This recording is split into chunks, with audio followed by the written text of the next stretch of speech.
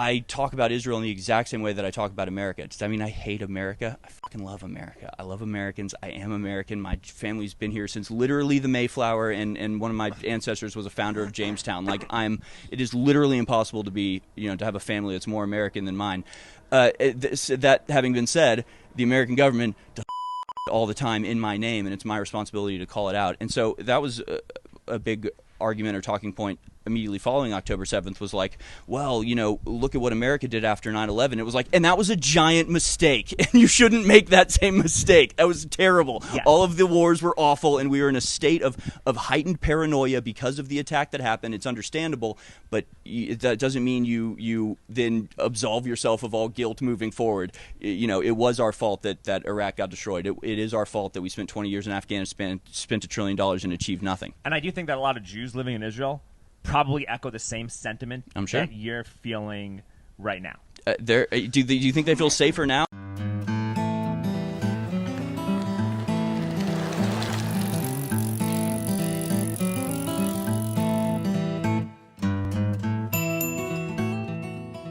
Let's do it. Phone on silent. Let's go. Phone on silent. We're in. Congratulations on the new baby. Thank you very much. It's very exciting. I'm happy for you. Obviously, we're gonna let the kindergarten teacher decide whether it's a boy or a girl. Yes, that's exactly right. The doctors tried to assign a gender. Fucking bigots. Assuming somebody's Can I gender, cuss? you can Is say that whatever okay? you like. We All talked right, about good. this last time you were on, All right, back cool. in 2020. 3.5 years ago or something crazy. Yeah, it was a long. I was just thinking about that because you were still wearing the mask, and I was like, "Damn, it was during the pandemic." Yeah, well, I had a really good mask that was The Batman mask. It was a Captain America mask because I believe in science. Classic. And I wanted to save your grandmother. I was taking the right health precautions. Exactly. You're a good man. Yeah, here we are. Like I just wanted to get a good social credit score. I wanted them to understand. I wanted to educate the public on the importance of mask wearing. Yeah. What's the malicious compliance? I think that's always a good route to go down. That's what J.K. Rowling's doing right now with the hate crime law in Scotland. What is happening with that? Well, there's this horrible new hate crime law where you're not allowed to say men are men and women are women, and so she's saying things that are extremely offensive, but also technically within the bounds.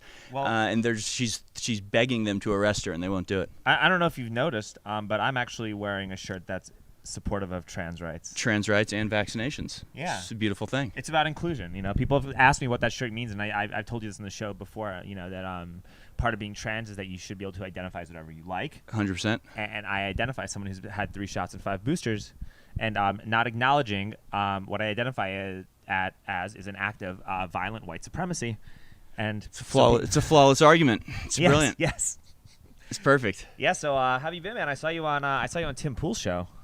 Yeah, that was interesting. That was interesting. Yeah. Different than the first time I went on. The first time I went on was very friendly. I saw half of it. Yeah. And after the first hour, I couldn't. I know. That really is the only part that I'm upset about. People were very much offended on my behalf. I did not feel very much offended while it was happening, but I was disappointed that it was not fun to listen to. I want to be listened to when I talk. I think the problem is that when you get too far along into your career as a creator or a journalist, you just become stuck living vicariously in a studio instead of actually being around normal people, and so then it becomes harder to carry on a conversation and also empathize with what people are going through. That's funny. That was my exact takeaway as well. I called into the show the day after, and that was my exact point was, the strength of InfoWars is that, like, we're actually very normal dudes. Owen, Alex, in any other circumstance would be just a normal dude watching sports, playing sports, having a family, going out to the park with your kids, like, and I'm the same way, where, like, when I'm not in the studio and I'm not at InfoWars, I'm amongst the people. I'm doing normal things with normal people and talking to them about what they think and what they believe is going on. I think it's important to have your pulse on just what regular people are tuned into, because you get this. You can get a very warped sense if you just think that right-wing Twitter is the font of universal. What's the word, like? That it's real life. That that's everybody the agrees. representation of real life. Well, it's not. Right. Not by a fucking huge long shot. Not by a long shot. I mean, when we went to Cosfest, we were bringing this up. Yeah. I remember, like, everybody was trying to, like, take pictures with you and do all this stuff. And I could tell like you were being polite, but you're also kind of a little bit uncomfortable. No, I don't get uncomfortable you're just like, about you're that like, come stuff. on, man, I'm just trying to like enjoy the show. No, I like it because that doesn't happen to me. That doesn't happen to me very much. So I haven't got. It's not to the point where I'm like, ugh, these people want to take my picture. No, it's still a novel concept to me. I'm always I'm slightly confused by it, but it's very flattering. I think it's kind of cool, but it's also kind of funny. Cool. It's also kind of funny though because like when the show is over, it's like, yo, nobody needs to know anything. We're just literally trying to eat, have some beers, and just forget about it. And it's like, you go and you go to a barbecue, you go to a family gathering, you go hang out with your buddies. Even when I'm like giving pedicab rides, people like ask like, hey, what do you do? And if I'm not playing my rap songs because I want to get a better tip and I wanted to have a funner experience, I'm just like, yeah, man, I drive this tricycle, drive bachelorettes on a tour bus, just make some videos for fun. Yeah. Nothing, just real low key, don't say much of anything. And it's like, oh yeah, by the way, I'm a domestic terrorist. Yeah, by the way, I am an extremist radio host. Yeah.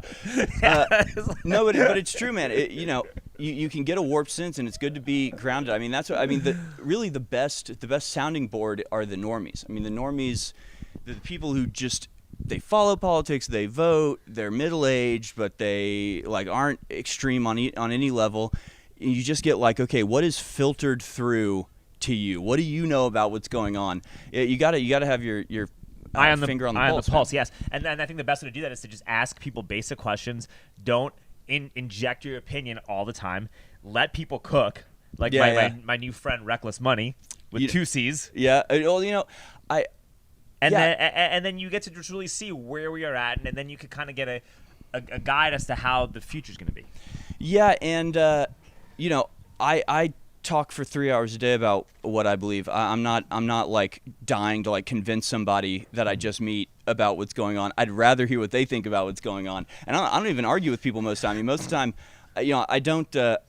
I won't agree with them. If they say something ridiculous, I'll just be like, oh, really? Like, I don't think that's true. But, like, I don't argue with them. I'm not like, well, actually, let me explain to you. If they want to hear, I'll explain it to them. But in general, I'd rather hear what they think is going on because that's more valuable to me. Yeah, that 1,000%. But you're also noticing, too, on right-wing Twitter, how people I thought were in this to genuinely use their voice to fight New World Order Tyranny are becoming more in this to get clout and engagement farm. Yeah, there's always that. I mean, it's always sort of a struggle. There are lots of things where I'm like, I could post this and it would probably be popular, but I don't want to be I don't know. Yeah, I try to go out of my way to not do things for the sake of what I think will get likes, because then it's like you're expecting it. Plus, it still is so manipulated to such a high degree. Like there's still so much soft censorship going on that if you're taking likes on Twitter as confirmation of what you believe, you're going to be off the mark, because what you could say could be absolutely true, but nobody sees it, so nobody likes it, and suddenly you're second guessing yourself. Yes. You gotta just say shit for yourself, and maybe other people like it, maybe they don't. I also think that algorithms are being manipulated in order to craft a narrative and manipulate behavior. 100%. Yeah. And I think that a lot of the groiperism that's been popping up after October 7th is kind of being utilized to craft a certain kind of narrative by people who don't have our best interests at heart. Well, what do you mean by that? I mean that you're seeing a lot of like, if you go online and you went on right-wing Twitter and spent the entire day on right-wing Twitter, you would think that we were back in, you would think that we went into a time machine and went to Germany in 1932. Right. Whereas in real life, that is obviously not true. Yes. Like, I'm Jewish. Yes. Right? Yeah. Like, like, we probably have a slightly different view on Israel. Yes. Right? Probably. Well, I don't know. I don't know what your view is. No, I mean, we talked about it a little bit. We talked about it briefly. We'll probably rehash that a little bit, later on. But it's more about how to avoid World War III versus, like, me arguing one side and you arguing another side. I don't think that really goes anywhere. Yeah, 100%. But like, the point is that we're still buddies. Like, you're still doing my podcast. Yeah, of course. I've never, like, decided to like change how I feel because I want to get more likes and more views on Twitter, right? Like, but you are seeing a lot of, like, for lack of a better word, you're seeing a lot of like groiper accounts that have tweeted like 5,000 times since September of 2023, and it's obviously a false narrative. And then you have people who want to stay relevant and want likes, and all of a sudden they'll just start posting saying a whole bunch of crazy outlandish shit about the Jews that are like that were like obvious folk tales, you know, in the 1800s and the 1700s that led to pogroms and all this other stuff. Not like we're getting there, but you're seeing that. And I think that people are doing that not because they believe it or because they have a problem, but because it's going to get the clicks, because there is an army of bots that are constantly retweeting, commenting, doing all that stuff. If enough people comment on this, you might get this one lone autistic psychopath who decides, hey, man, maybe we should shoot up a synagogue. The Jews are doing this, this, and that, and the third. And then now, you know, tyrannical bills like the Restrict Act come back. Right. You know, Nikki Haley's talking about, hey, everyone needs an ID to post on the internet. You know, it's like it feels like this type of thing is like a way to shepherd us into blindly entering into tyranny, and that's that's my observation. That is the trick that's played, and right, they're getting rid of TikTok because every 30 minutes you spend on TikTok, you get 17% more anti-Semitic. Nikki Haley said that. Yes.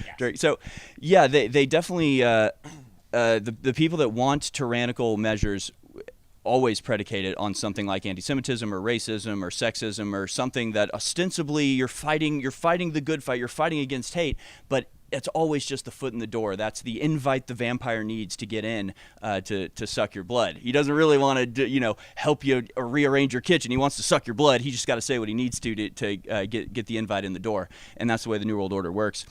I think a lot of it is legitimate. I don't think it's as many bots or clout chasers. I think one thing that's happening is because of what's gone on since October 7th, there's definitely there's more leniency, there's more like acceptability in saying some of the things that people wouldn't have said otherwise. So maybe like they've wanted to say things for a while, but it felt like, oh, if I say that, everybody's going to hate me. And now that Israel is getting so much trash even in the mainstream media, they're like, oh, now I can say this and I won't get in trouble anymore. I think it's for the most part legitimate, but I also think it's my whole thing is just being very, very, very true to my principles, which is I don't judge people on the basis of any immutable characteristic they have, and I'm a child of the 90s, and I still have that magic school bus brainwashing in my head that I firmly believe that that's the correct way to do things, and in that case, if I criticize Israel, I get people saying, "Oh, you're just anti-Semitic," and it's like, yeah, I don't think you're an anti-Semite. Oh, I'm just definitely record, not. I know you're not an anti-Semite. My views are probably a lot more pro-Israel than yours, right? But I know for a fact that you're not an anti-Semite. Owen's not an anti-Semite. Alex Jones is definitely not an anti-Semite.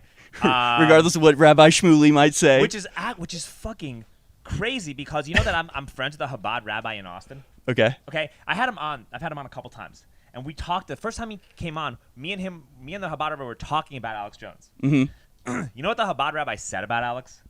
His father shared a studio with Alex back when he was doing public access. Okay. Okay. You know what his father said about Alex Jones? What? Alex is a mensch. Yeah, right. A good man. Yeah. The rabbi's father loved Alex Jones. Was like, that guy was really nice to me. We used to hang out together. Like, I would never ever think that he was an anti-Semite.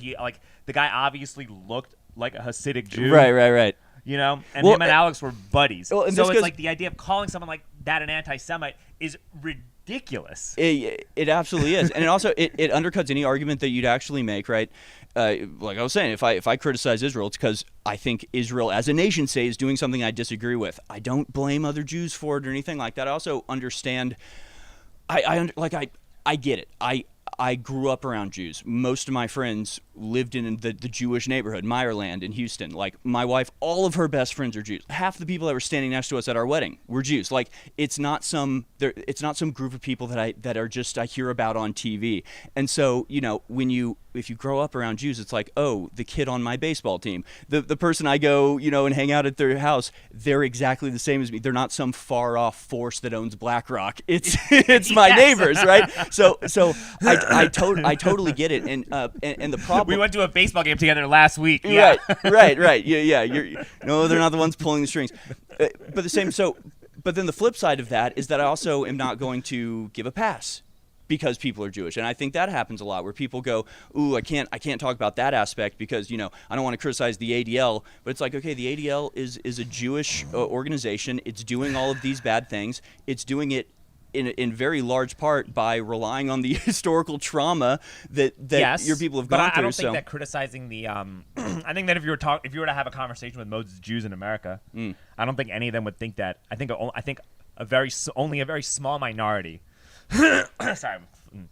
Only a very small minority would actually think that you were an anti-Semite for criticizing the ADL. Well, you would think that, but then if the ADL publishes an article about how you're an anti-Semite... No, I don't think that's true. I don't know. Because look, man, I once in a while I go to like the Chabad services and stuff like that, and like the people that I've met there are all pretty base. Like I think like at least half of them aren't vaccinated. Right. You know, we talk about Bitcoin afterwards and stuff like that. Like I think a lot of people are pretty much on board with not wanting to have new world order tyranny, or they don't want, like, you could go talk to them and say, hey man, I don't think hate speech laws are a good thing to pass. Even if anti-Semitism is bad, I don't think that crafting hate speech laws is a good thing to solve the problem. It'll make the problem worse. You know, the fact that we have a country to go to, worst case scenario, and we live in Texas and we're allowed to own guns is I think that's what we have to be thankful for and make sure that never goes away, because if you're worried about anti-Semitism and Nazism and all this stuff actually coming baca and pogroms reemerging, well, like, be grateful that you live in America, be grateful that you can own a gun, and be grateful that you have a country to go to as a last-ditch insurance policy for if that does happen. Yeah, but hate speech laws don't help the problem. It makes the problem worse. It absolutely makes the problem worse, and it reinforces the claims that are made about Jews, that it's like, okay, you're making a law that I can't criticize you. Like, that's pretty fucked up, and nobody should be in favor of that. And you know, it's fun. I literally had a conversation with my wife's best friend who's Jewish, and you know, she and her husband were like, you know, it was sort of, I guess, probably in November or something, when like really there was a lot of like pro-Hamas protests or pro-Palestinian protests and all this stuff, and they were like, you know, they were like, we don't have guns, so like if something really pops off, we're coming to you and you're gonna protect us. We were like, yeah, cool, we got you, no worries. Like that's what the guns are for, folks, protecting innocent people from people who have bad ideas. So yeah, it's and it is, you know, I don't really care at the end of the day, because I think a lot of these terms are losing their meaning. Racist, anti-Semite, I mean, they get overused so much that it doesn't really matter anymore. But another part of me, you know, is offended because, you know, it's a smear at the end of the day. It's a slur at the end of the day. It's an attempt to discredit and ostracize you by labeling you that. The other problem too is that when you call everybody an anti-Semite, nobody's for an criticizing anti-Semite. Israel, yes. Like when you do that, you undermine the fact that like 80% of Jews in Israel are not happy with what Israel's doing. Right. That never gets talked about on right-wing on right-wing circles or in the mainstream alternative media. That never gets brought Except up. on InfoWars. Alex has brought that up. I brought it up yesterday. Yeah. There's a lot of Jews in there's Israel a giant do not protest, want yeah. Netanyahu in. Like, they want their own country, but the way I look at the Jewish people in Israel is the same way that I look at American people after 9/11. Right? Like, you know, you could be proud of who you are, love where you live, believe that there is a spiritual connection to the land, and that going there gives you a closer connection to God. But you could also ask a few questions about how October 7th was allowed to happen, and address those concerns, and those concerns are very legitimate. One, Netanyahu gone. Understand that this could potentially, I'm saying potentially, be utilized to prevent Netanyahu from going to jail because he's under 100%. investigation, and there's a bunch of corruption charges that he's facing and all this other stuff. So there is that to consider. I think I think that like bringing up those points is acceptable. I don't think I don't think personally, I don't speak for everybody, but I personally don't think that that's like I don't think that addressing those issues makes you an anti-Semite. Well, it just you know what I mean? Like, I really don't think that. I mean, and this is kind of the absurd thing, and this is where actually being sort of unbiased and looking at things in a very objective way gets you in trouble, because I talk about Israel in the exact same way that I talk about America. I mean, I hate America. I fucking love America. I love Americans. I am American. My family's been here since literally the Mayflower, and one of my ancestors was a founder of Jamestown. Like, it is literally impossible to be, you know, to have a family that's more American than mine. That having been said, the American government does fucked up shit all the time in my name, and it's my responsibility to call it out. And so that was a big argument or talking point immediately following October 7th was like, well, look at what America did after 9/11. It was like, and that was a giant mistake, and you shouldn't make that same mistake. That was terrible. Yeah. All of the wars were awful, and we were in a state of heightened paranoia because of the attack that happened. It's understandable, but that doesn't mean you then absolve yourself of all guilt moving forward. It was our fault that Iraq got destroyed. It is our fault that we spent 20 years in Afghanistan, spent $1 trillion and achieved nothing. And I do think that a lot of Jews living in Israel probably echo the same sentiment I'm sure. that you're feeling right now. Do you think they feel safer now than they did, a little while ago? I think they're in a worse position in a lot of ways. It's a disaster. You're creating more terrorists. Like I listened to Scott Horton talk with Daryl Cooper, and I'm like, I think 85% through the Martyr Made podcast, and that my friend Paul Davis, he recommended it to me, and it gives you a better understanding of like what the crisis is about, right? And it's like, both sides have very valid points. Yeah, and I But the extremists on both sides are dominating the discourse and preventing regular people from just living together. Yeah, 100%. And that's the thing is that, anti-Semitism is used to control both sides. It's used to silence people for speaking out against the powerful, like the George Soroses and the Larry Finks. Like, it's like, well, you're just an anti-Semite. It's like, no, these people are doing fucked up shit that everybody should be against. So it's used to control the non-Jewish population, but it's also used to control the Jewish population where, a lot of the power that Jewish leadership enjoys is by reinforcing the idea that you're an outsider, nobody likes. It's the same thing they do with racism and black people in America, where it's like you might grow up and never have experienced racism, but you're going to be told over and over, no, actually everybody was just pretending. They were just pretending to like you. Everyone is racist all around you, and you need to reject them. It's divide and conquer, very simply. Yeah, but it also does get annoying when random people, especially people that you may have been buddies with and stuff like that, are messaging you things and like lumping you into the same category as Rachel Levine, See, that's or Larry stupid. Fink, or all these other people. And I'm like, no, dude, I'm nothing like that. If you want to talk about Jews, talk about, what about Libs of TikTok? What about Alex Rosen? He risks his life to catch pedophiles. What about Alex Stein, who's 100%. like literally reshaped our cultural discourse by going to city council meetings? What about this guy Chaim Solomon, who he was the #1 financier of the American Revolution? You're saying Jews are behind everything. We run the ship. Bro. I actually put you on because I wanted to boost your social credit score. Yes, thank you. Thank goodness. Yeah, I'm required to do one Jewish podcast a month to keep my credit score up. No, but yes, yeah, I totally agree exactly what you're saying. And again, I just as a principle, not even because like I'm on InfoWars, but this is sort of just the InfoWars ethos, is like you just don't blame groups of people for the acts of individuals, and it's as simple as that. Just in the same way that I don't want to be lumped in with the evil white people doing fucked up shit. I don't lump anybody else in with the groups of people that they are in some way related to, just because those people do messed up stuff. It seems very simple to me, but it gets all very complicated when people start calling names.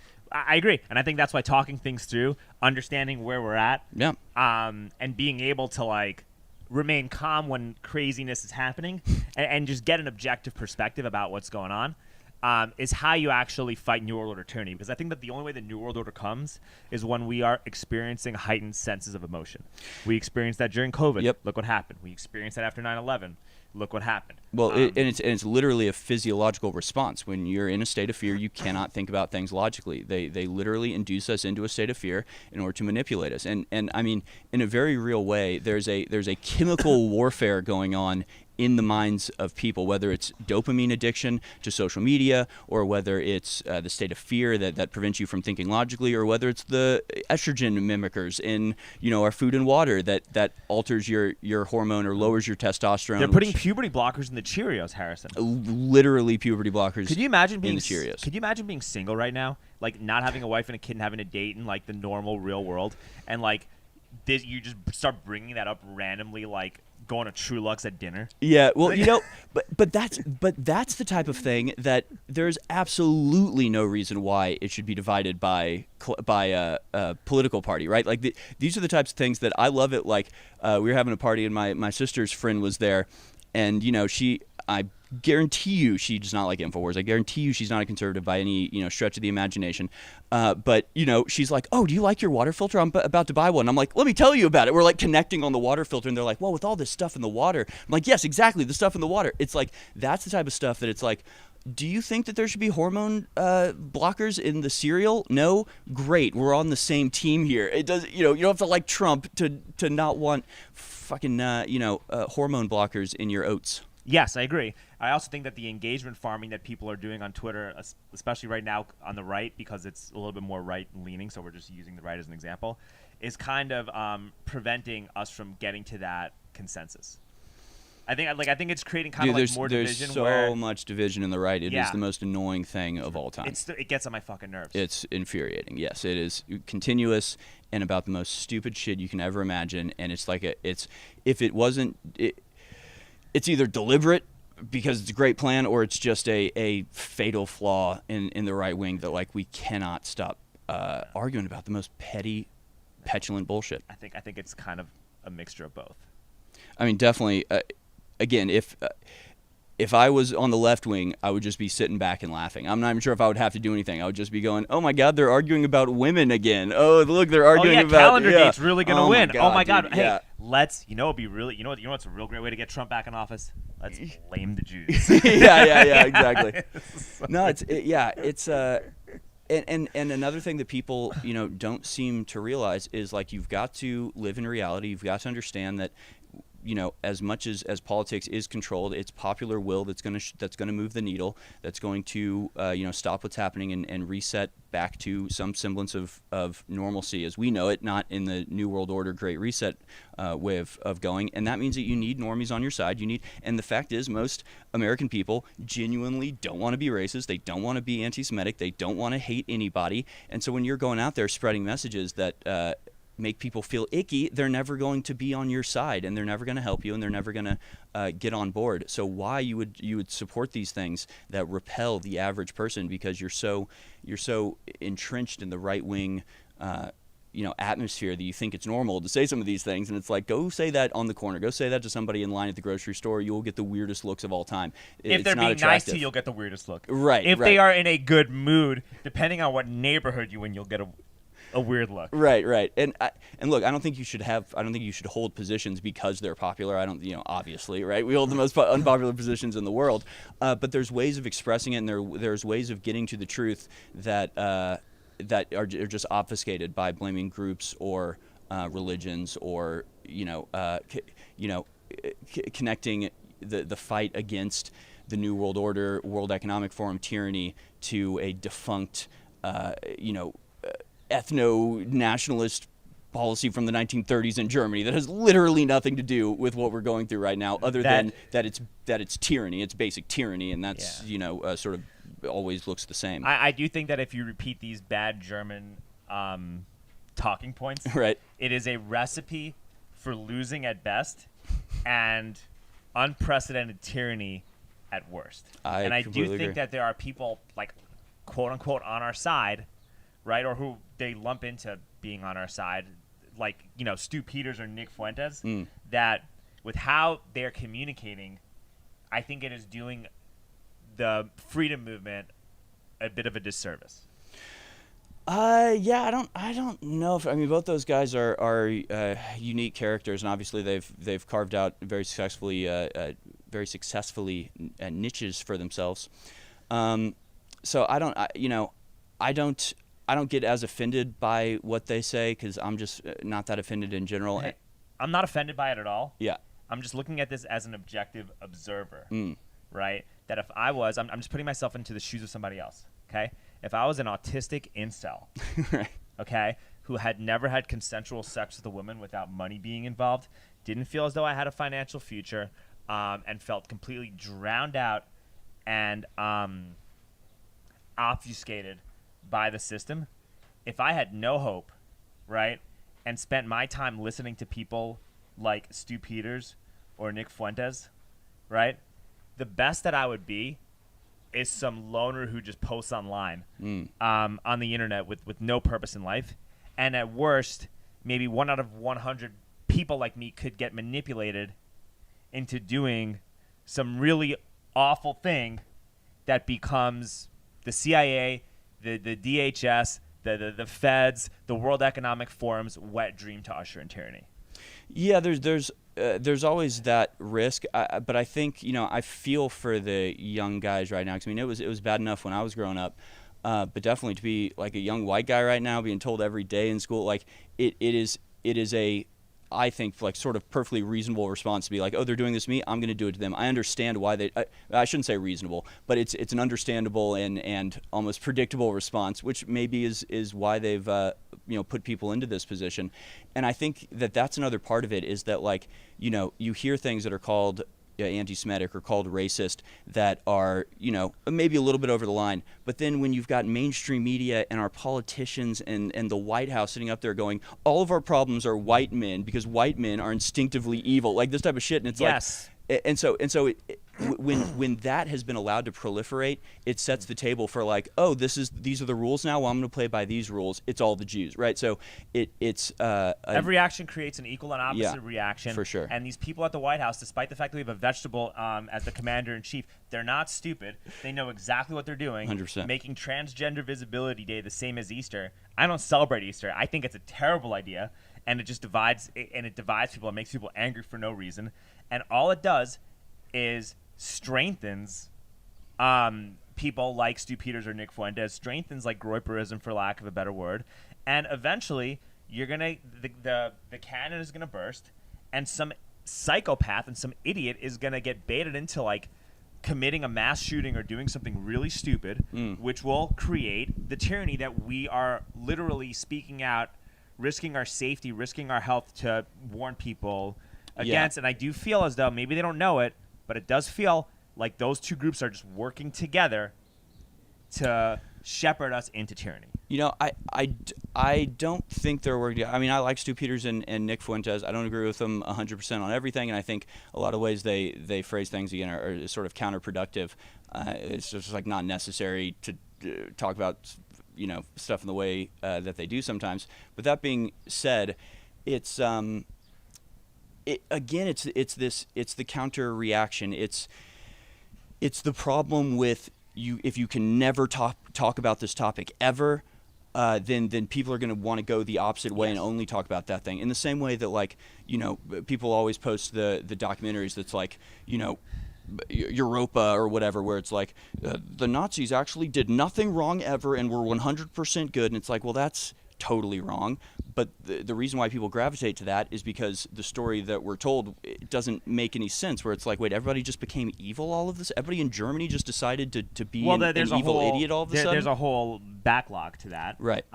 But you did say earlier that in order to successfully defeat the New World Order, you need normies on your side. Yeah. Do you think that the way those two people that we're mentioning, for lack of just for argument's sake, do you think those two people that we're mentioning are going to get normies on our side or repulse normies from wanting to listen to us?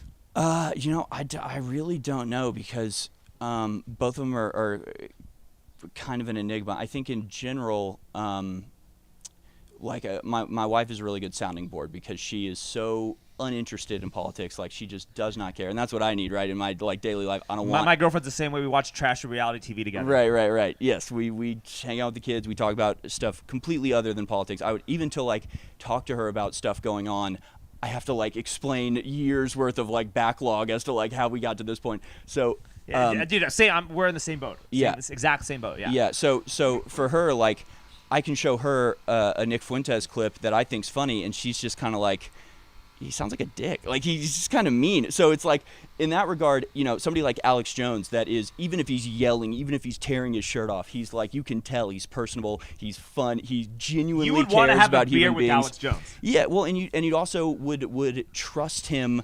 with power, right? You could give Alex Jones power and be guaranteed he's not about to turn around and become a tyrant. The man is very, very sincere in his opposition to tyranny, and that would extend to his personal life. So I also, just to add to that, another reason why this is true is because Alex Jones will accept people of a variety of viewpoints on his show and let you report on whatever you want to report on it, as long as it's topically relevant to fighting tyranny. Yeah, 100%. So, I don't really know about moving the needles with normies, because, part of me would say well, if we're going by my wife's the sounding board, especially the I'm not down with the anti-women stuff. I'm not down with the anti-Jew stuff. I'm not down with the the racist stuff, even though, you know, I get that a lot of it's irony. Like, I get it, and I don't care if people want to make those jokes or make those statements, especially if it's in a way that is, you know, pointing out the hypocrisy of the left by saying, oh, you say about this about us, well, we're just going to say it about you. I totally get that, I understand it. Taking, you know, what I've seen from the normies in my life, it's not going to bring them over. But on the other hand, then you see, like, you know, videos where it's normal people having their eyes open to some of this stuff for the first time because of these guys. So I can't discount it. At the end of the day, I you know, obviously I don't want there to be any measures taken to stop them from talking. No, that makes it worse. There's no need to, because it's not real. Like, these are like, it's right. I said this to Alex Stein a while ago. Like, these people are like right-wing Antifa. You know, like, it's like, you know, a lot of these people, they live in their mom's basement, they post on their computer. They're not a threat to me. They're harmless. Like this, it's like, it's harmless trolling. And if you're gonna be a troll yourself, and if you're gonna go, you know, openly embarrass people, you know, and do what you're doing, you can't be offended about people saying things about you. And that's part of the game. You have to have thick skin to do this. And that's something I fully embrace and totally get. Yeah, you definitely have to have a thick skin. I'm just making observations and sharing my concerns, because both me and you are on the same boat. We, you know, neither of us want to eat bugs, live in a pod, or have a social credit score. And that's where this is coming from. Yes, absolutely. And so yeah, I mean, but like I said, like I like Stu Peters. I go on his show quite a bit. I like Nick Fuentes. You know, personally, he's always been you know, really nice to me, and I agree with a lot of what he says. But you know, there's just always a point where, you know, I'm like, yeah, I agree with that, I agree with that, I agree with that, and then he says something where I'm like, oh, now you lost me. Now you completely lost me. And that doesn't happen with everybody. But you know. At the same time, I think, I don't know, I mean, I think we're in such a crappy position right now. I totally get the inclination to be more abrasive, to be more blatant, because, you know, in a lot of ways the time is running out. And if you're dancing around the issues, it's not going to get solved. But also if you're focused on the wrong issues, it's not going to get solved. So I think that to me is where some people fall short, where they're focusing on the wrong aspects of the New World Order rather than the fundamental aspects. Like again, to oppose the ADL, you don't have to hate Jews at all. But I think that some of this stuff, sorry to interrupt you, some of this stuff actually, like if I were working for the ADL, I'd be rubbing my hands and licking my chops knowing, hey, I'm never going away after seeing this shit. Right, because it serves their purpose 100%. Yes.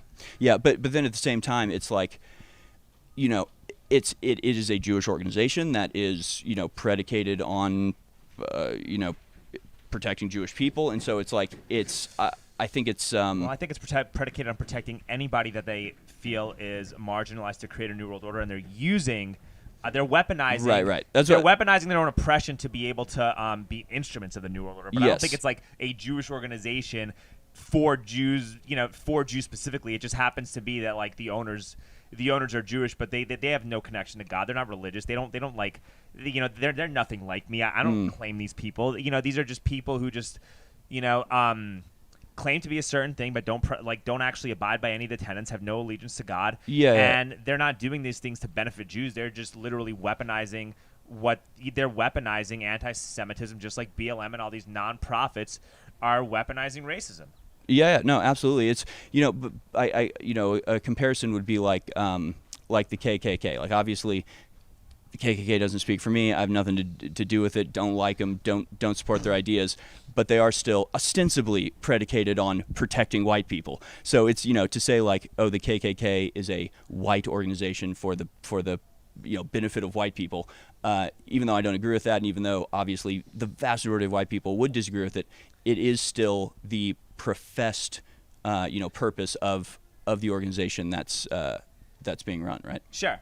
Although, yeah, whatever. That's right. fine. I mean, it's not like, you know, at this point No, you're arguing over. Right. But that's what I mean is that, like, you know, if somebody says like, oh, screw the KKK, you know, for somebody else to go, oh, so you hate white people? It's like, well, that's fucking ridiculous. No, but if people say screw the Jews, and it's the Jews that are the problem, and you have people that are openly saying things exactly in that vein, they're not like just criticizing Israel. They're literally saying it's the Jews very blatantly, there are very a lot of openly, people like, saying that. Yeah, man, that's something that you should probably be like, yo, this is not a good look for us. And it doesn't mean you cancel them. It doesn't mean like you censor them. It doesn't mean you deplatform them. It doesn't mean that you don't talk to them. You just like, I think that the best way to stop hatred is with more speech and more discourse and people just expressing why they feel a certain way and using logic and reason and common sense, you know, so that you just pinpoint where that stuff is, and it just becomes, it becomes what it is. It's a small corner of people that have these viewpoints, and it's harmless because it's a small corner of people. When you start, crafting speech laws, when you start like crying and freaking out about like a non-existent boogeyman, then you actually make the boogeyman bigger. Yeah, 100%. Yeah, no, I totally agree, and I just think in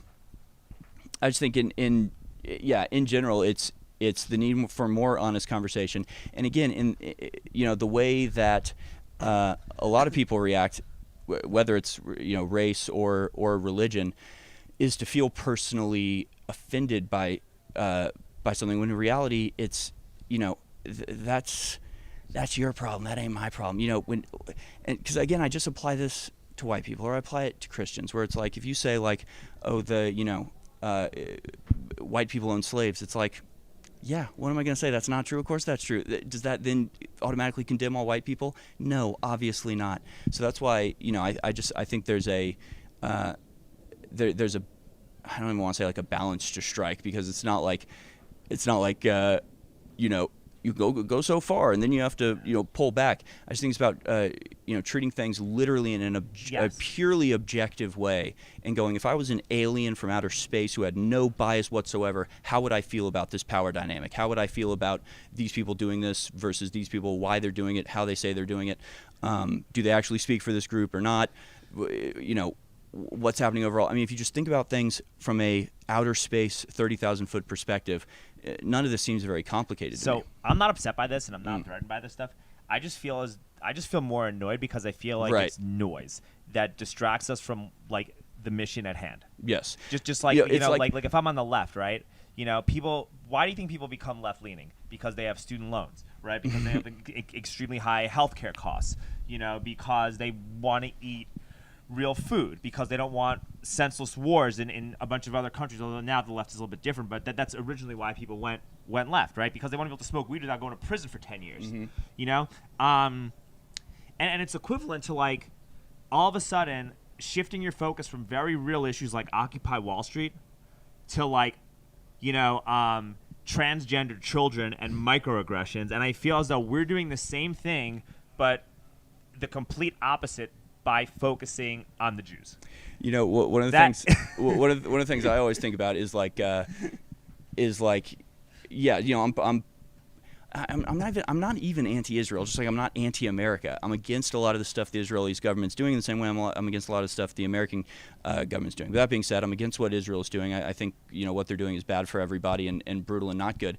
And so then I'll hear a member of the squad or whatever say, like, Israel's bad, it's doing all these bad stuff, and I'm like, yeah, and they're like, because they're white colonizers, and it's like, oh my God, seriously, dude, like, come on, we agreed with each other there, but now you're, I know, it's it is, there's stuff that we can agree on, and then a lot of people, take it off the reservation, and it's like, okay, now we're off the mark. Now we're missing the mark. If it's about protecting innocent people from oppression, I'm with you. As soon as you start, lumping me in with the oppressors because of my skin color, you lost me. So I'm not going to do that to anybody else. Like, I don't think we should be sending tax money. Like, I don't want Israel to come and to become like Ukraine 2.0. Right. And I think if you like go to like a Jewish community and do street interviews and ask regular Jews with yarmulkes on, hey, do you think your tax money should be sent to Israel? I don't think most of them would just say, yeah, we need to. If you don't agree, you're an anti-Semite. Like, I don't think that like that's what I really just don't think that that's what the dialogue is going to be. And like people will say like, I mean, it's all crazy. It's another man on the street opportunity for you. I should actually. I actually want to do another man on the street where I go to like Bensonhurst, Brooklyn or something like that, and like campaign for Joe Biden and say like the wokest shit possible, and just see everybody slam the door in my face, because that's literally what you're going to do. Like the people that. You're accusing a group of people of perpetuating wokeness and the destruction of family values when they have 9 kids. And they're doing everything that we are doing, but better. Right. Try to repopulate the earth and not live in the New World Order. Right. Especially, I mean, try to tell a Hasidic Jew that gender isn't real, or gender is a construct. It's like, okay, do you know what their society is like? I was talking to the Chabad about that. I'm like, how do you feel if a drag queen decided to read to your 5-year-old kid at school? And he's like, I wouldn't like that very much. No. And that's the funny thing. I was talking to my friend about Rabbi Shmuley, and I can't remember what I said, but I said something about it was about Candace and like not Christian. My friend just laughed. He's like, butt plugs aren't aren't cool in Jewishness either. Read the Old Testament. God is not shy about how he feels about sodomy. So it's like this. This is stuff that and again, it's religious interpretation. I'm not gonna knock anybody for whatever they were raised to believe or whatever they believe sincerely spiritually. But also, I'm gonna be on the lookout for how that spirituality or that religion is used to manipulate and oppress people, often the very people that think they're serving. I mean, to be fair though, he's always been like a crusader against like adultery and pornography and like I actually read about him and stuff like that. And he's always a character, man. Oh, he's definitely a character, and I think he's not. This is not a good spokesman for. No, I don't like him as a like him as a representative for me. I don't think he's doing a very good job. I don't think he's like getting me and my people more friends. Right. Exactly. Like, that's how the whole conflict with him and Alex started. Was Alex being like, I don't know if this is a psyop or something, but like, I think this is on purpose to make it, because he acts like a caricature. He should talk to Dave Rubin. I think that Alex Jones should actually have someone like Dave Rubin on. I think that would be a much more positive conversation. That'd be interesting. Yeah, that's what I think. I think have a Dave Rubin, even have Ben Shapiro on. I talk to Ben Shapiro because like, look, some of his views with the COVID vaccine and some of the neocon stuff that he says, I don't fully agree with. Dude, he falls for a lot of stuff. Man. Right. But if you get him on to talk with Alex Jones, the conversation will be a productive conversation. Yeah, that would be extremely interesting. Dave Rubin would be another interesting one. I have been feeling the itch to debate on my show, so I mentioned that to our social media guy, and he put out a tweet today saying, who do you want to see debate Harrison Smith? Apparently, everybody wants me to debate Flat Earth, which is just the last thing in the world I want to discuss. It's almost like the algorithm on Twitter is a psyop to get us to not talk about real issues. And talk about it's almost like the CIA made a bot farm to just overwhelmingly create to tilt the algorithm to talk about Flat Earth instead of talking about getting out of tyranny. Yeah, it's the. I mean, you can't see. Look, just because you can't see the curve for up to 100,000 feet in the air doesn't mean that that's like the most pressing issue to talk about, right? Like it literally would change nothing. I mean, change nothing. That's the thing. It's like, what if you could do it? What if you could, wave a wand and everybody on Earth, believed in flat Earth? Nothing has changed. Nothing is different. Nothing has altered at all. I mean, to be fair, if they lie to us about, hey, well, Harrison, if they lie to us about COVID, if they lie to us about weapons of mass destruction, if they lie to us about the Gulf of Tonkin, if they lie to us about almost every major historical event, if they lie to us about the Lusitania yes into World War I, who says that they're not lying to us about the shape of the Earth? Me, I am. I'm saying that. I'm saying they're not lying to you. And but that's the thing is it's another one of those things where it's like, this was light. Yep. This was light. Yep. This was light. Yep. And the Earth is flat. And it's like, dude, you just, not only is that not true, you've just discredited everything else you said before that. It's the same thing about everyone blaming the Jews now. It's like, oh, you're right about the vax. You're right about Ukraine. You're right about a million different other things. And now, oh, yeah, this is not going to help us become more cohesive when the next disaster and occurs. so this Hitler is really was dangerous, good. bro. Like, yo, you fucking feds, shut the fuck up with that. Yeah. So much of it is pure distraction, obfuscation, confusion, division. Do you want a Zin, Harrison? Yeah, please. Here, you can have the last one. Let's go. No. Oh, okay, you got one yourself. All right. Thank you. So I think there's so much distraction. There's so much noise. There's so much division, whether planted or not, that it very effectively keeps us from addressing the real issues, and especially getting the cultural momentum to actually make a change, because it throws everything off when you say things that are so obviously objectionable to your average person. Yes, I agree. I think that communication is how you win. Yeah, and that being said, it's also, again, it's not like, oh, well, this is true, but don't say it because the normies will freak out. It's like, if you want to talk about a person, talk about the person. If you want to talk, and even if you want to talk about the Jews, talk about the Jews. I don't really care. And there are valid criticisms to be made, just like there's valid criticisms to be made about Islam or Christianity. It's a religion, and it has power structure. It has many power structures, actually. And you can criticize it like you can criticize any religion. That's where I come from. I think that asking leading questions to controversial talking points is better than just spouting out controversial talking points. Like I look at it like the way I think addressing controversial talking points should be like kind of utilized in the same vein as like how Alex Rosen confronts pedophiles. Right, in a way that where they actually think he's their friend. Yes. Yeah. This is insane. Yeah. That man is a true talent, and in any just world, he would have a like HBO series because what he does is really might, unbelievable. Well, honestly, with the way the alternative with the fact that Twitter's becoming the new mainstream media. Yeah, I shouldn't even say HBO because that's just not necessary anymore. Like Alex Rosen will get a Daily Wire special at some point. Like I could see them if we were smarter and better at doing media and putting our message out. We need more Jews. That's what I'm saying. We run this shit, bro. Like we're the brains behind everything. I mean, it's true. They're trying to alienate us. They need us. They know. No, they need us. you know how to put on a spectacle. You know how to dazzle things up. I can't deny it. We don't play sports. We own them. There's a reason, okay?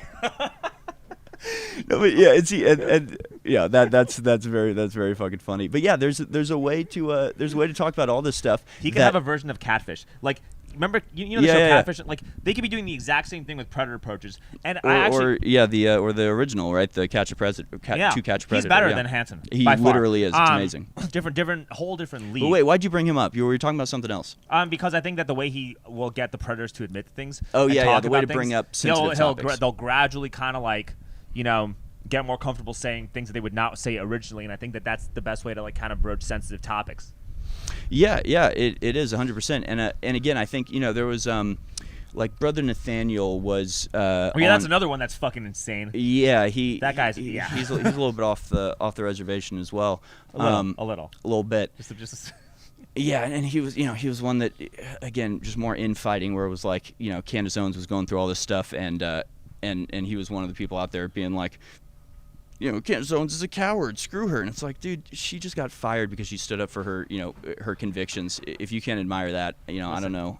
I'm a Jew for Candace. There you go. I like That'd be a good shirt. That'd be a good shirt. No, and I want to get a shirt that says Proud Tunnel Digger, too. I think that shit is like...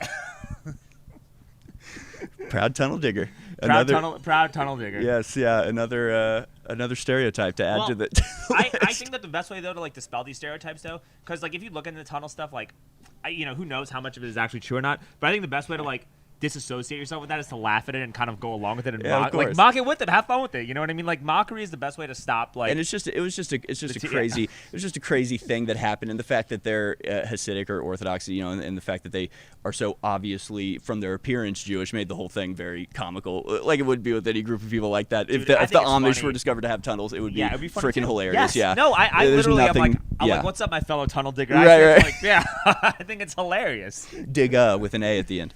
Digga, so it's not offensive. Yeah. Digga? Yeah. No, that's all it takes. So, but Brother Nathaniel said something to Alex about like, well, I grew up Jewish, and in my house, we made fun of the Goyim for how stupid they are, and Alex got like really offended. Yeah, that isn't true. That none of that is true. But that's the thing.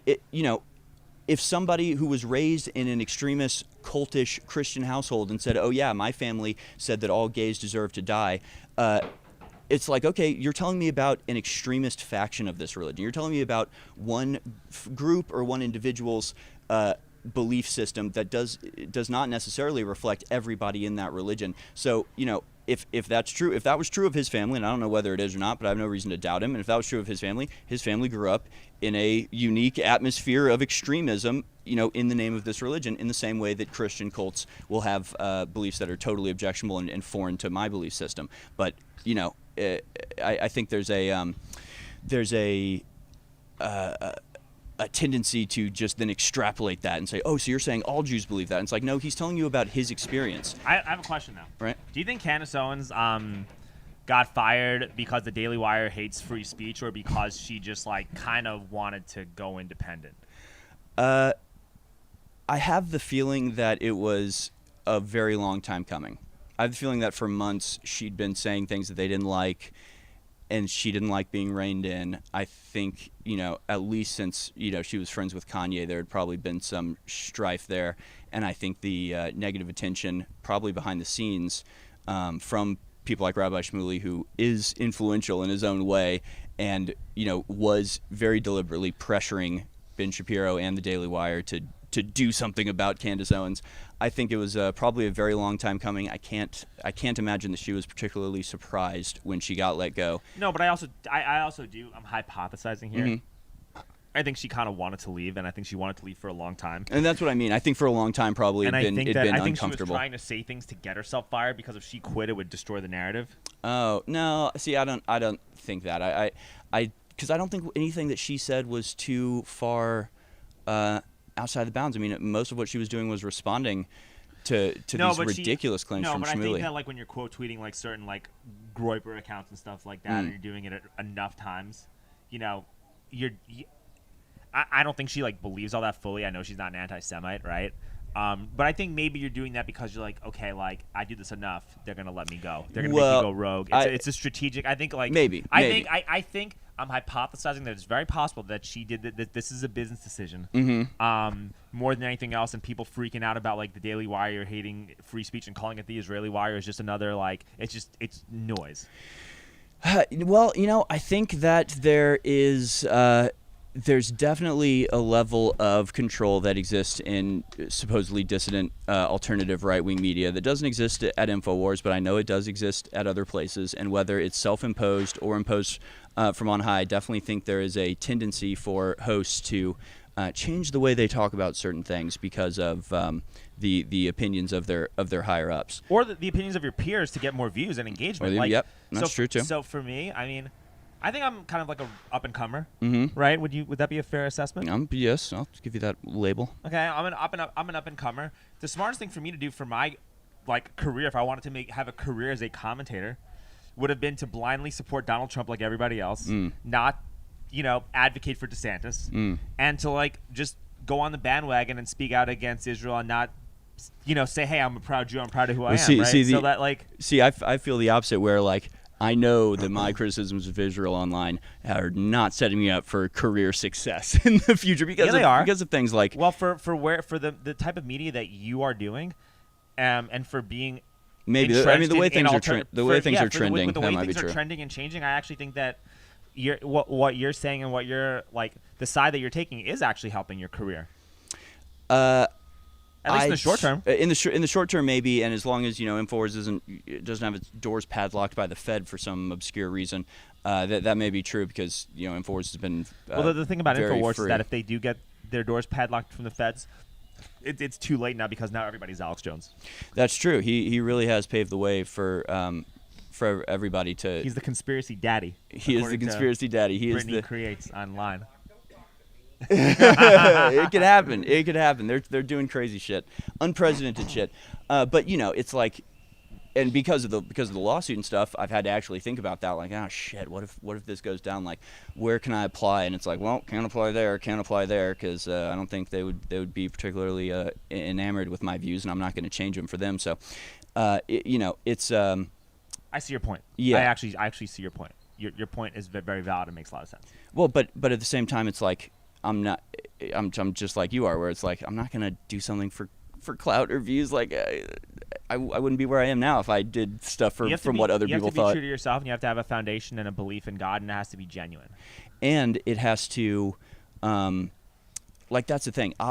Anything I say on Twitter, I will say to my Jewish friends. Like we'll be sitting, talking over dinner, and it's like. I'm going to talk to them in the same way that I talk on Twitter, because what I'm saying comes from a genuine place of love. I'm just actually not hateful against anybody, so I'm not afraid. I don't ever feel like I better conceal what I really believe here. I better say this to this person and this to this person. If I truly believe what I believe, and I think I'm right, and I think everybody else should think like me, so why shouldn't I explain it in a full force, in the same way that I'm talking to you right now, that I'm not going to sit there and go, oh, well, he's Jewish, so I better backtrack some of my Israel criticism. I mean, that's the thing, right? You got to be open and talk, right? Because I think talking is how you get, it's how you avoid World War III is by talking. 100%. And it's also how you, how you get to the bottom of some of these things. And again, if you just treat everybody the same, things are really not that complicated. Do you have an escape hatch? What do you mean? I don't know. Like, I got a house in Johnson City in case shit, goes, hits the fan. I got a house. I've been a big Bitcoin proponent. Like you mean like if for the collapse? Yeah. Like, I'm assuming you got gold and silver. Do you grow your own food? A little bit, but not enough to sustain me or anything. But yeah, I got a small garden. I got family. Yeah. I got things. Yeah, That's good. Yeah, I had chickens for a while, but we had to get rid of them because my kids kept getting salmonella from their poop. That sucks. Yeah, it really sucked. We had chickens for a while, and that was great because we got eggs and everything. But have you heard of 2 trips to the hospital what with my other kids? platforms? And that was that. What platforms do you use for social media to post? I basically only use Twitter. Legitimately, I use Instagram to post shorts every once in a while, but I never do. I get on. Do you have a Nostr account or a Stacker News account? Mm-mm. It's the hat I'm wearing, Stacker News. Oh, I was wondering what that was. It's like a Bitcoiner's version of Reddit. Oh, that's cool. And I think it's actually like I don't know if I've met the guy yet, but they're in Austin, right? And the way they operate is you don't have to use your real name. You could post anonymously, but in order to post, you have to pay like 10 cents or 20 cents worth of Bitcoin every time you want to post something, and then people can kind of send you sats. I've seen some stuff like that to support you, or they'll have like Give Send Go, which is great. They also have Geyser Fund where you can where you can support your podcast and support your projects just through small Bitcoin donations.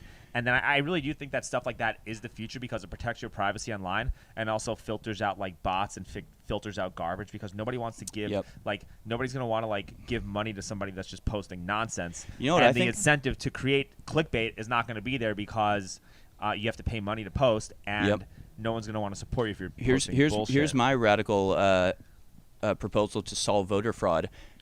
Charge $1. Charge $1 to vote. I agree with that, actually. You have to pay $1, and you could even do it. I mean, you don't necessarily have to do it with credit card, but that would make it certainly easier to track. And because I think that would work. I think if you had to pay $1 to vote, it would. Everybody can afford $1. If you can't afford $1, you should not be able to vote. Quite frankly, if you don't have an extra $1, you shouldn't have a say. And you in know the country. what? With how grassroots funding is that everyone will be funding somebody to vote anyway, so it wouldn't matter. Yeah, that's true. But I think you could have an accurate count. Does the money match the vote totals? Isn't voting supposed to be like anonymous? Not really. I mean, just to some extent, but no, the voter rolls are public and but I mean, it's like in terms of who you vote for. Yeah, well, this wouldn't change that. Voted. Yeah, you're right. Yeah, you just have to pay. So at the end of the day, the dollars should match the number of votes, and you could even track it to see who charged their card to what at what point, how many. I think because I agree with you that charging somebody 10 cents to post on X would destroy all of the bots immediately. I think there's ways to do things like that. I'm on Rumble now. We started to do a weekly live stream called Moonbase Live with my friend John. The moon is flat. Lebanon John. The moon is flat. That is accurate. The moon is hollow and alive and full of mystery. So I'm doing a Wednesday night Rumble stream. So we'll do that tonight. And what else am I doing? I have other accounts, but I mean X. You're mostly on X. I have a hard enough time just keeping up to posting on X. But at the same time, I'm trying to get other stuff going right now because I am having a third kid, and I'm like, oh, geez, I think sharing things on other platforms is a good way to opt out. And I do think that the more these platforms gain traction, the harder it is to impose any kind of censorship. Well, Instagram is so different than X. I posted on X for years and years and years, and it never broke out to the mainstream. I was posting on Instagram for a few months. I had probably 10 different people come up to me. My wife's coworkers, hey, I saw your husband's Instagram reel. Our nanny's boyfriend, was like, oh, I saw your Instagram. Like, so many people that I just met in my everyday life are seeing my stuff on Instagram. They would never see it on X. So Instagram, I think, is extremely valuable in breaking out of the echo chamber that we're in on X. I think Instagram is valuable for that, if nothing else. I fully agree with you. How do you think the presidential election is going to go? I think that, well, I don't know this. Watching your video, I think Trump's going to win in a landslide with literally everybody you're interviewing bringing up Trump unencouraged. Unprovoked, they just bring him up. So it's all ghetto black dudes too. It's all like Hispanic dudes. So that is very interesting if that's reflective of the. I mean, the fact that they're saying it, that just walking down the street, they're just like, we need Trump back, dog. Like, that's very different than how it used to be. So that gives me a lot of hope. On the other hand, some of the numbers that have come out about the people registering to vote with no voter ID and the fact that they've brought in 10 million people in the last few years means that it might not matter how much Americans want it. The voter fraud machine is geared up, oiled, and ready to go. Sure, but also, you can only, when it comes to cheating, and this is a problem I think I have with people in our space, when they think just everything is fraud and they don't even try. I think there's some degree of truth to that, right? And you could make an argument about 2020, but the only reason that they got away with it in 2020, if they did get away with it, is because the country was so divided down the middle and so polarized, and you wouldn't have gotten those reactions had I made that video in 2020, that you could get away with it. I think that if the numbers are so obvious, you can't get away with it if things are this obvious. And I also think... Well, but you know, the problem is that with no voter ID and with mail-in ballots, there is no possibility to find proof that it's stolen. Like, there's no way to know. They just count the votes, and that's that. There's no way to guarantee. Based on public sentiment, and you know based on the propensity for civil unrest, and you know based on how people are treated, and you know based on non-compliance. Because in order for a new world order to actually be able to work, people have to comply with the laws of the new world order. And Tim did say something pretty interesting about how you're seeing a prime case of federalism, and you're seeing a lot of states that are just not going to comply with what the federal government is doing. And this is actually true. And the more, and if Biden gets reelected, especially if more of these videos start popping up, which they will, and you just see the public sentiment, and you have third-party candidates like RFK Jr., and the complete dissatisfaction with the political system, even if Biden does win, it's going to be almost impossible to actually enforce any of this stuff, and it'll just make us more conservative or split us up to the point where you can't implement this new world order. That's what I think. Here's the problem with that. So Louisiana just passed a law in the state legislature saying that they will not abide by any laws, rules, treaties, regulations from the World Economic Forum, the WHO, or any associated body, which is great, right? Great, yeah. An American state passed that. Wonderful. Florida did a lot of stuff like that too. Florida's done things like that. Even Tennessee is chemtrails. Making a lot of moves on that. Yeah. Chemtrails and vaccine lettuce stuff. Here's the problem. though. What happens when New Orleans and Baton Rouge are both part of the C40 cities, where they've pledged to do climate change agenda stuff in their own cities? Is the state going to come in and block that from happening? Can they override the municipal government doing it? Can they, but is that even coming from the world? I mean, if it's banning things from the World Economic Forum and the WHO, does that include I think the C40 cities? I think Austin's actually a prime example of how that, of why I'm more optimistic. And it's because look at how woke Austin is from a governing standpoint, right? The way that people in Austin think is completely different than the way they're being governed. And the only reason we have such shitty legislators is because we have a really bad GOP chair who doesn't promote candidates that are relatable. Right. The neighborhood activists are dinosaurs who don't understand how social media or mass messaging works. They don't know how to really communicate to a broader public. I can only do so much. I'm just a guy who rides a tricycle for a living who's doing this out of my own pocket, on my own dime. Right. You know what I mean? And people are really nice to me by letting me pay them pretty small amounts of money to do this. So I think there's that factor, but also we have a red state, and if we had a Democrat for a governor in Texas, right? Yeah. Austin would be San Francisco based on what's happening, right? But because we still have a red state, we have a really bad DA, but I still feel safe driving my pedicab. I still don't feel like we're living in this George Soros dystopian nightmare. I don't know. I got my car broken into yesterday from my house in my driveway. I had a motorcycle get stolen from me right before we bought our house where we did, right? Yeah. But it's a lot. It's not nearly as bad. You're not walking around and seeing if you just did a video aerial footage, right? Or a Google Earth type thing about San Francisco versus Austin, they don't look at all the same. Yeah, that's very true. But at the same time, what I mean is that basically, since our institutions have been captured, it almost doesn't matter what the law. I mean, you see it almost on a continual basis, where it's the Supreme Court will say, universities can't, discriminate by race in their hiring practices, and universities just put out public statements going, but we still are. Okay, cool. Right? And then if Biden gets reelected, the same type of noncompliance will just happen on the right anyway.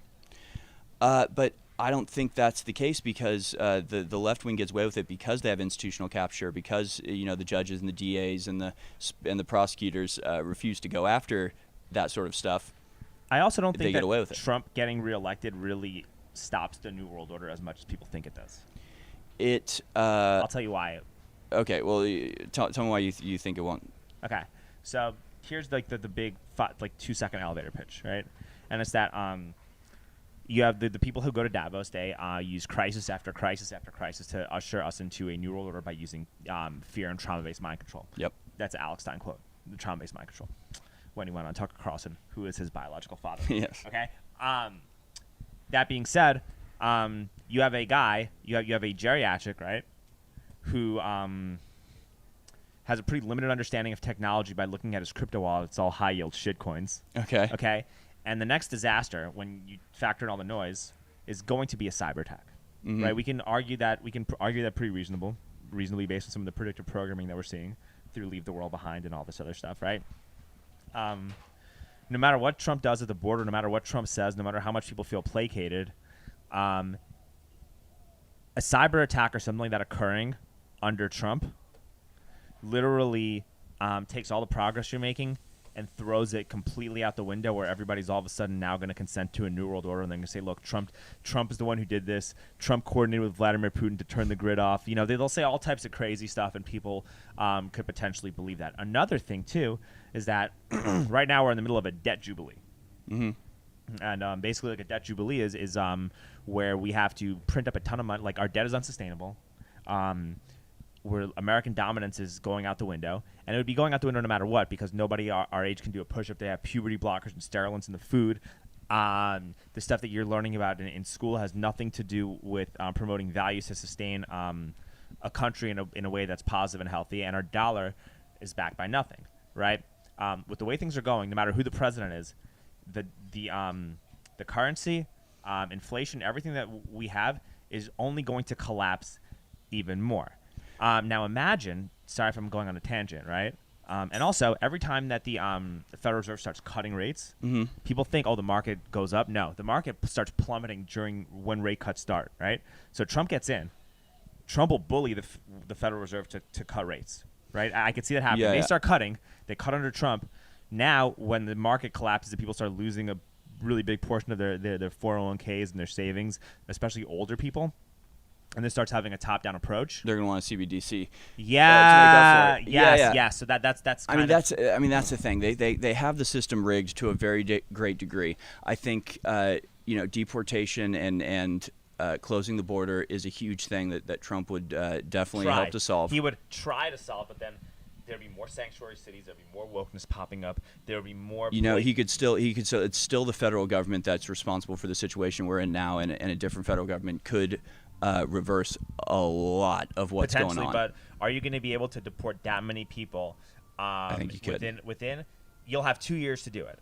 And with the infighting and the bullshit that's happening on right-wing Twitter, that's a microcosm for what happens in legislative bodies, although not to the same degree.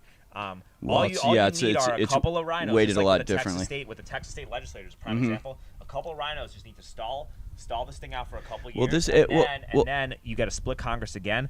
Nothing happens. You get a Democrat in 2028. All of a sudden now, hey, guess what? Now we're going to give you amnesty, and it's over. Well, right, but that would be the case without Trump anyway. That's what I'm saying. I don't think it really matters very much, and But I think it's different this time around, because I think that. I hope that Trump has learned his lesson about picking swamp creatures. I think he's at least signaled that he's not going to make that FBI a brand new building. Well, that was the rhinos, right? That was. But that was Trump who literally said that on Truth Social. What? I want to give the FBI a brand during the primary. He said this right before DeSantis dropped out. We need to give the FBI a brand new building in Washington.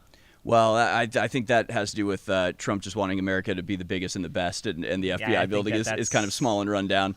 But I think or that's just an Look, Trump knows the FBI is his enemy. He knows the CIA is his enemy. That's why he does things the way that he does, because he also knows that they're very much in control. Do you remember the first thing Trump did when he was president? The first thing he did was go to the CIA building. The first thing he did was he walked in the middle of the CIA building and said, "I'm your boss now.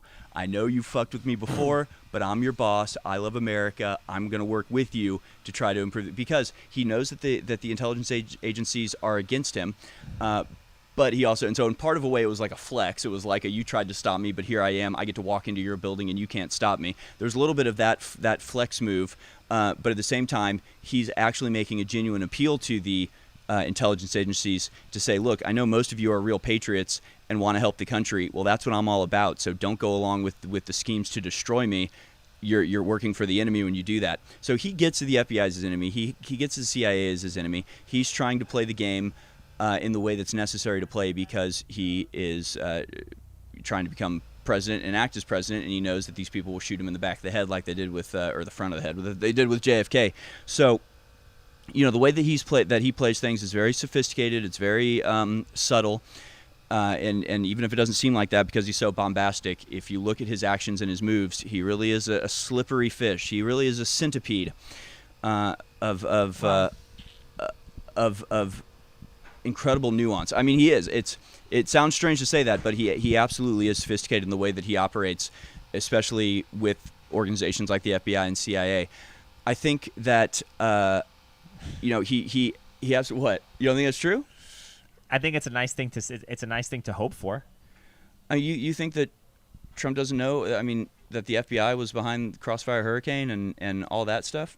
I don't know what Crossfire Hurricane. That was the investigation that framed him as a Russian agent. Ooh, I did not know that. Yeah, it was James Comey. I mean, he's been beefing with the FBI forever, right? Entirely forever. I mean, he gets it, but he also knows.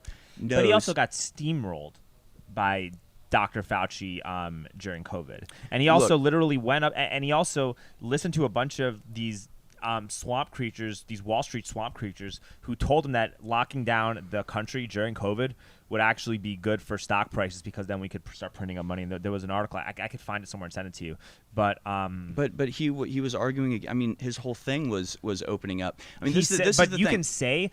Like, sometimes what you say publicly and what you do privately might not be the exact same thing. A lot of conservatives will talk a really good game publicly about how conservative they are and how much they love America, but then they make shady backroom deals or do things behind the scenes that we don't really get to know about that ultimately wind up achieving the opposite result of what we think that person is advocating for.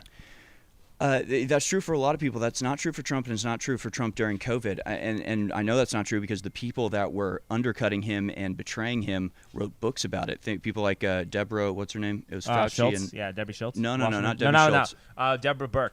Deborah Burke, yes, exactly. So, she was the one that said, like, it took us forever to convince Trump to shut down, and the only way that we were able to do it was by convincing him it was only going to be 2 weeks, and then as soon as we got him to agree with that, we started working on how to, expand it. In the same way, Trump was going around the country to different governors and giving presentations. He had a scientist, I think it was the guy who wrote A Plague on Our House, Dr. Scott Atlas, I think it was, put together a presentation saying, here's how to reopen, here's how you reopen safely, reopen as quickly as possible. Trump would go and give the presentation, and after he left, Deborah Burke and her team would go in and say, ignore all of that. Here's what you really. Trump's crazy. He only cares about the economy. Yeah, but then he also put this guy Scott Gottlieb in charge of like the FDA, and he promised Kennedy a commission of vaccine safety, and then he just decided to like renege on that. Look, you got to be able to put yourself in the position of a president who is running. Oh shoot, dude! I'm supposed to be at home to pick up my kid. Okay. Well, we'll wrap. We're gonna have to wrap up in a second. Yeah. Okay. So yes, I think that. I think that if you put yourself in the mindset of the President of the United States during an outbreak of, think about this. If you go back to October, I think it was 17, 2019, if you look at the headlines from that day, it was, whether it's CNN, MSN, every headline was massive banners about Trump's impeachment. New witness on Trump's impeachment, the phone call, the Ukrainian phone call, right? Oh, yeah. So he's being, he probably has a all lot of stuff being thrown at him, and I think that when a bunch of things are being thrown at you, it's very difficult to. Right. So you had a lot more obstacles. So that you had to deal with as a president than any other president. He's being impeached. He's got a re-election campaign. 1 year in 1 year. He's doing all this stuff. Meanwhile, what's happening on October 17th? The UN and Avril, what's her name? Avril Haines. Well, they were doing who's now the head. Who's Event 201. Event 201 was going on. Right so now. you've got the most powerful heads of intelligence agencies all the world over, including the current head of the national security apparatus, the entire thing, right? The NSC is Avril Haines. She's leading this. So you've got this incredibly well-connected media, intelligence, healthcare apparatus conspiring in secret to launch an attack against Trump, and then it's like, oh, but he's the bad guy because he didn't fend it off successfully. No, I think that's fair. I guess I'm addressing a concern that I think that something like that could easily happen again, and possibly more so on steroids. And I'm also making that point to say that Trump winning is not as much of a threat to the New World Order as people think, and it's kind of just a way. It's kind of just a way to like. Wait, hold up. It's kind of just a way to segue into the fact that, like, you know, I don't think Trump is losing. Like, it's more of a way to just say, like, I think Trump will actually win. Because I think it's more of a way to segue into the fact that I think that Trump actually will win in 2024. I think it will too. Whether he makes it to Inauguration Day is a whole other story. But I think that if you look at the way that they are acting about Trump, it's very clear that they are terrified by him. And so if you want to win a battle, do the things that your enemies hate. And they hate supporting Donald Trump. They hate that Donald Trump is the front runner. There's no way that this is all a game that they're playing where Trump is in on it. It's absolutely not true. During the primary, and we'll wrap up soon, but I think that during the primary, the media was actually propping up Trump's polls and propping up Trump because I think that they were probably more afraid of DeSantis. No, yeah, like, and here's why. Dude, he's a Bush cutout, man. I think that just based on what you were saying, you know, and I don't want to like harp on DeSantis or anything like that because I think that the way they communicate, like his comms team did a terrible job, right? But what I'm saying though is that, you know, you're using crisis after crisis to usher in a new world order. The only way to have a chance of stopping that is to have a leader in charge who is really good at managing disasters. And if there's one thing that DeSantis has done, specifically throughout COVID and throughout dealing with hurricanes and everything else, he is really good at managing disasters. Like his campaign. That campaign was a disaster. I'm saying as a leader, he was really good. He was really good at managing disasters. Here's my thing. They should have put me on the comms team. I did a really good job talking about it. Yeah, I know. Well, nobody even offered to pay me to. Well, that's the problem. You're right. They weren't paying me. That's the disaster. It's horrible. No, but yeah, I think Trump is the dude. They fear him for very good reason. I think it's not and. You know, one of the other things that happens is you go, yeah, I support Trump. We got to vote for Trump. People are like, he's not your savior. He's not Jesus Christ. It's like, whoever said that he was. I support him for president because I think the New World Order fears him, and I think that we need somebody at the top who is not a part of the two-party system, which Donald Trump is clearly not, by the way that the Rhino Republicans treat him. That being said, the biggest mistake the biggest psyop was QAnon saying it's all in hand, don't worry about it, you know, just stay home and trust the plan. Fall asleep, trust the plan. That was such an obvious psyop from the beginning. The obvious thing, and we were saying this from it's why I joined InfoWars. I joined InfoWars in the February after Trump was inaugurated in January, because to me it was like, okay, Trump's president now, this is a beachhead. This is landing on Omaha Beach. Does that mean that the Nazis are defeated? No, it means that now's the time to push. You don't do D-Day and land on Normandy and then pitch a tent and go, all right, we did Let's it. Get drunk, We're done. Let's hang out. It's like, no, this is the beachhead, dude. This is where you start. Now we need to give him backup in the Congress. Now we need to be activating on the local level. Now we need to. Nobody did that in the first term. Nobody did in the first term, which is why we got screwed over. Obviously, we got completely screwed in 2020, even though it was obvious what they were going to do because they were projecting it long before it actually happened. I think if Trump gets in this time, things will be very different, and I look very forward to it. I also feel one last thing, and it's that he kind of threw his own supporters under the bus with January 6th, and we're going to look at I have a friend named Joey Lim Nasaros who was driving a bus in New Braunfels. You know the lady from New Braunfels with the Trump train, the Trump truck next to the Biden bus in San Marcos? Oh, yes. Yeah, like getting sued by Biden's DHS. Trump, nobody in his team did anything to reach out to help her. Even Owen Schroyer got railroaded on like this bogus charge where he did nothing wrong. He spent 60 days in jail for Donald Trump. Maybe I'm wrong, and if I'm wrong, tell me. But I don't think Donald Trump did anything to help him. And I think that's kind of fucked up, man. Yeah, so I don't. Again, I think that Trump is the one under attack. So it's like, and people associated with him are under attack. And sometimes people associated with him are under attack because it's a vector to get to Trump. That's what Stuart Rhodes and the Oath Keepers and others. It's like, look, they're trying to set a precedent that this was insurrection, a RICO case, so that they can then attach that to Trump. They don't feel bitter about Trump that he's being attacked, and in the same way, they don't feel bitter about being a victim of the not friendly fire. But I don't think anybody like on that team, like on that staff, did anything to help him. And I think that's kind of like, I'm kind of just like, wait, why am I going to go all out for somebody that will turn their back on me if I'm ever in any trouble? That's my like. Here's the thing. I don't expect. Donald Trump's facing 91 felony counts or whatever. He's facing 700 years in prison. He clearly is not able to focus on what he should be focusing on because he's fighting for his life. Yes, which again, same way with COVID, where it's like, here's an attack launched against Donald Trump. You can say that he didn't handle it well, but look at how it could have gone. Look at how the man is the victim of attack. Whether he survives it or not is really the only thing that matters at the end of the day. What we should be asking is, where are the other Republicans? Why weren't the state senators? Why weren't the congressmen stepping in and stopping their constituents? I think they have more blame than Trump does because Trump is the victim and the target of these attacks. I'm agreeing with you. Yeah, I'm agreeing with you.